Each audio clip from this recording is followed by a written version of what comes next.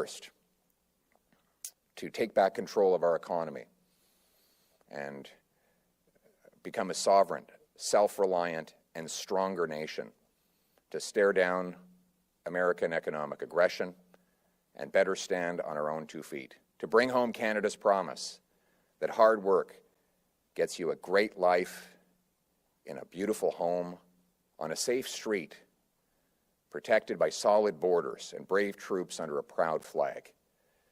That's our mission. But today I'd like to begin by congratulating, well, I should begin by wishing Mr. Trudeau a happy retirement and all the best to his family, and congratulating Mr. Trudeau's economic advisor, Mark Carney, on becoming Prime Minister only 3 months after he moved his headquarters out of Canada to New York, moving jobs away from Canada. Today, Liberals are trying to trick Canadians into electing them for a 4th term in power, with a cabinet that is 87% the same as Trudeau's cabinet. 100% of today's Liberal cabinet were in Justin Trudeau's Liberal caucus. These same Liberal MPs voted to hike the carbon tax, double the debt, double food bank lineups, and double housing costs. The same Liberals all supported blocking pipelines, LNG plants, and passing the anti-energy law C-69 that has made Canada even more reliant on the U.S. Stephen Guilbeault, for example, the radical anti-development activist twice arrested for climbing buildings illegally to block resource projects, a self-described, and I quote, socialist, has been promoted to be the minister responsible for all of Quebec, but also responsible, according to Mr. Carney, for nature. That means nothing will get built anywhere in Canada because he will be standing in the way. Meanwhile, all of Trudeau's Liberal advisors, Gerald Butts and Tom Pitfield, are now top Carney advisors. They were in attendance today, not even hiding that they're still the ones running the show. The same people who ran Justin Trudeau are now running Mark Carney. Carney's chief of staff, his Liberal chief of staff, is a former Trudeau minister forced to resign for many scandals, including lying about moving Paul Bernardo out of a maximum security prison. You see, Mark Carney thinks Canadians are stupid. He thinks that a little bit of cosmetic surgery will allow the Liberals to disguise who they are and make people forget what they did for 10 years in order to elect them to a 4th Liberal term. But it's the same Liberal gang with the same Liberal agenda, the same Liberal results, and the same Liberal promises of the last 10 years. Only they want you to be fooled, and they want to take 4 terms. Carbon tax Carney will try later today to pull another fast one. This one's going to be very sneaky, very sneaky. I call it the carbon tax con job. I told you this was going to happen, by the way. Don't say I didn't warn you. He's going to hide the consumer carbon tax for 60 days, and if he's reelected, he'll bring it back bigger than ever with no rebate. Let's be clear. He says that the carbon tax he intends to bring in after the election will be a, quote, shadow carbon tax. And we know that he loves carbon taxes because he publicly advised Trudeau over the last 5 years to raise the taxes even more. But here's what I've got. This is the Liberal carbon tax law. This law cannot be eliminated unless Parliament resumes to vote it down. Mr. Carney could have asked Trudeau to do that months ago. Mr. Carney could have reconvened Parliament today to vote this law down, but he won't. He will keep the carbon tax law in place even while he temporarily hides the carbon tax from the gas pump for 60 days leading up to the election. And after that election, if God forbid he were reelected, there would be a bigger carbon tax than ever before, because Carney would no longer need your vote, but he'd still need your money. Canadians know that over 10 years, the Trudeau-Carney Liberals doubled the debt, doubled housing costs, and doubled food bank lineups. They've made us weak facing the Americans. Giving the Liberals a fourth term will not change any of that. If you cannot afford food or a home after 3 terms of Liberals, nothing will change after 4. If you're worried Canada is drowning in debt and taxes after 3 terms of these Liberals, that will not change after a 4th term. If you're afraid of crime, chaos, drugs, and disorder after 3 terms of these Liberals, nothing will change after the 4th term. If you are a senior choosing between heating and eating after 3 terms of Liberals, nothing will change after a 4th term. And if you're worried that Canada can't get anything built and that our economy has become helpless and dependent on the Americans after 3 terms of the Liberals, that will not change after a 4th term. And it certainly will not change with a heavily conflicted Prime Minister who already sold out Canada to move his headquarters to the U.S. only days after President Trump threatened tariffs to steal our jobs. Carney put himself first. Conservatives will put Canada first. Putting Canada first means taking back control of our economy and relaunching our industries. It means confronting President Trump to his face, hitting back with counter tariffs, but it also means making Canada stronger at home. It'll mean bringing in a massive, beautiful, patriotic, bring-it-home tax cut on work, investment, energy, home building, and making stuff in Canada. A tax cut that will allow you to get ahead through your own hard work with lower income tax. We will cut bureaucracy, debt, and taxes. We'll take GST off homes so that you can save up to 50 grand while we incentivize municipalities to speed up permits, free up land, and cut development charges. We'll axe the carbon tax forever, for good, and for real. We'll also repeal Liberal laws like the No New Pipelines Act, C-69, and instead grant rapid permission to our companies to build more pipelines, more natural gas exports, more data centers, mines, and other natural resources to bring home powerful paychecks and production to our people.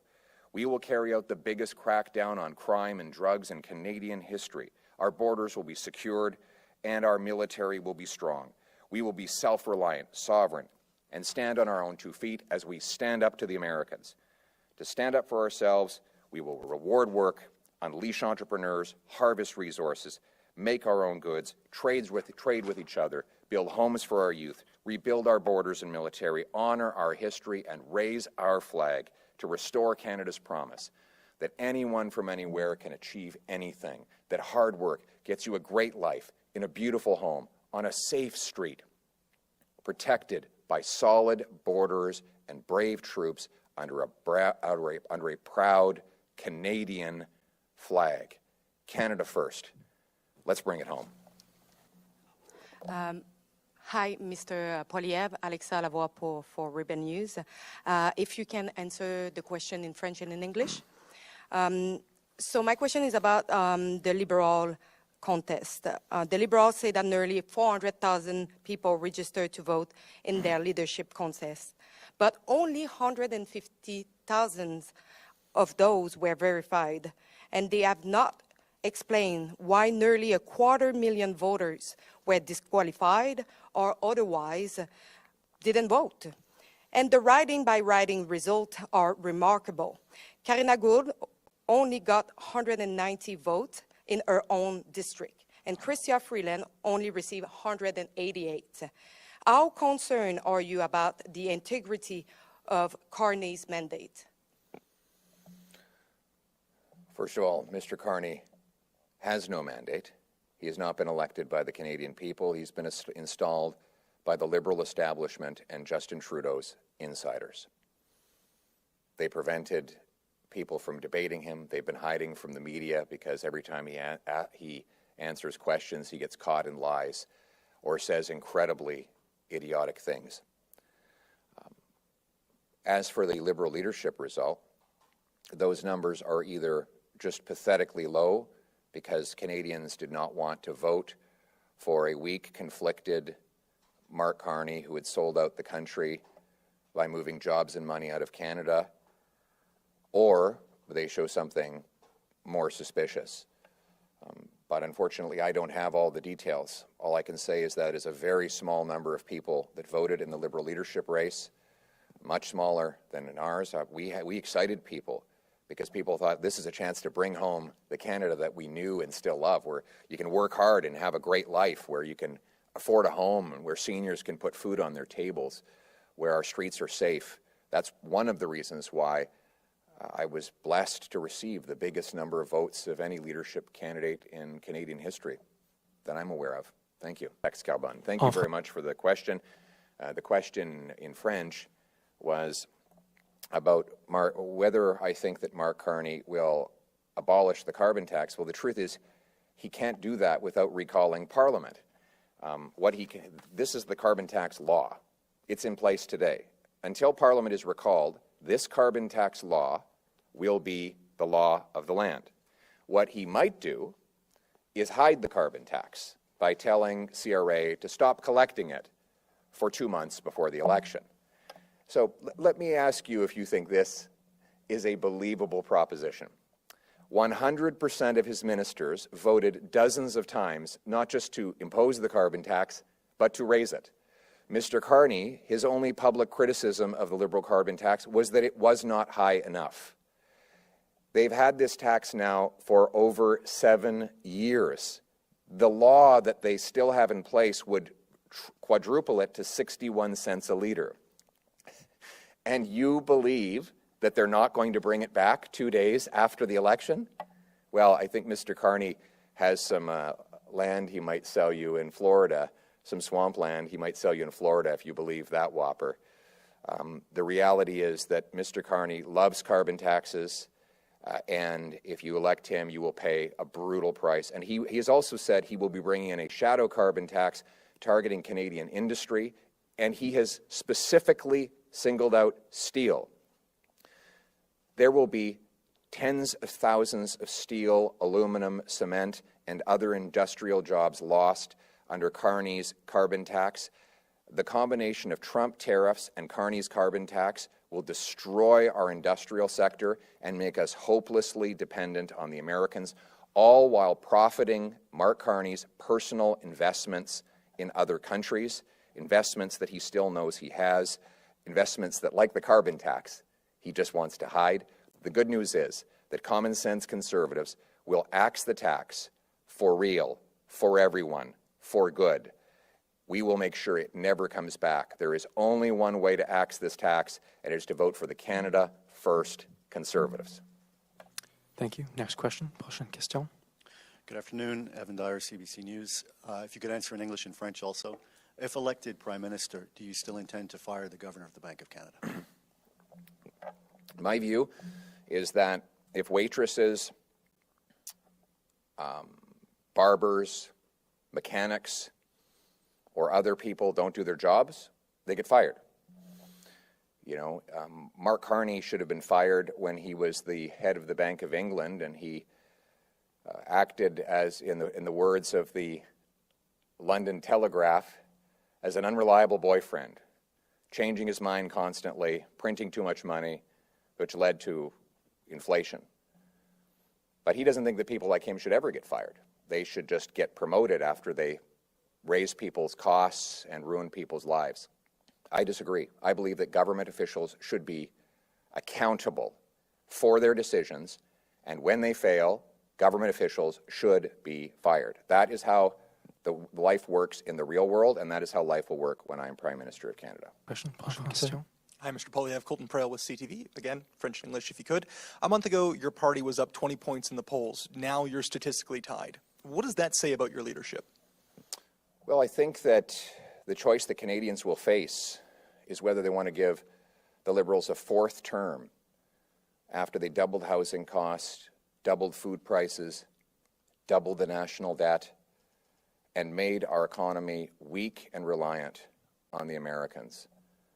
Whether they want to elect somebody who sold out the country to ship jobs to New York and out of our country, and who has brutal conflicts of interest that will have him working against Canada in the future.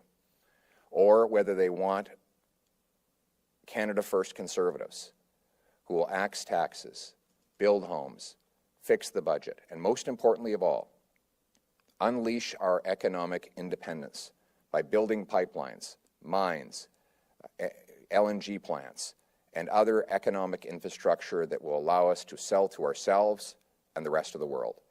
That is the choice. More of the same with a fourth Liberal term, or Canada First change for the Canadian people. Merci beaucoup. Hi, Mr. Polyev. Sarah McFarlane with iPolitics, and in French and English, if you don't mind. This week, Canadians heard Ontario Premier Doug Ford, a Conservative, praise the new Prime Minister Mark Carney, saying that he can, quote, smooth things with Trump and has an astute business mind that will appeal to the President. How would you convince voters otherwise? By reminding them that the choice is, do you want to elect Liberals to a fourth term after they doubled the debt, doubled housing costs, doubled food bank lineups, doubled gun crime, and weakened our economy, making it more dependent on the United States? Or do they want to vote for common sense, Canada First Conservatives, who will axe taxes, build homes, fix the budget, stop the crime, and unleash production and paychecks so that we can declare our full economic independence from the Americans? That is the choice that Canadians will face.